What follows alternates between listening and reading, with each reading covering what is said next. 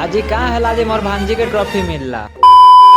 So hello guys, आज जीवार सन्तला कहाँ लाजे कि आज गोटे प्रतियोगिता अच्छे तो हेने मोर भांजी पार्टिसिपेट करबे। तापर हेनके पहुंची कर देखसु केन केन स्कूल छुआ माने पले आइथिसन, ताकर गार्डियन माने पले आइथिसन। तो सबकर न पहला सिंगिंग और डिबेट कंपटीशन हे जायसी। तापर एटा सरला पर हमको खावा ले देसन।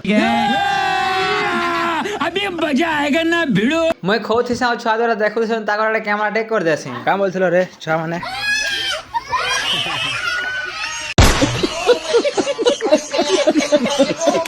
खाई खुआ सारला पर स्पून रे स्टार्ट हो जासी, जेने मोर भांजे फास्ट हो जायसन। तापर म्यूजिक चेयर भी खेलासन, हेने भी मोर भांजे फास्ट हेसन। इतनी खुशी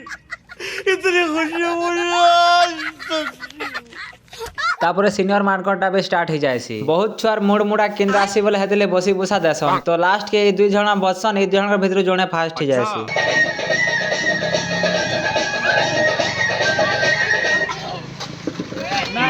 तापर प्राइस पुरस्कार छिनी छुना कर घर पले आसू। तो आज लगे एते गाइस, मिलवा नेक्स्ट ब्लॉग ने। तो like share comment subscribe share follow फुला सब कर दो। टाटा।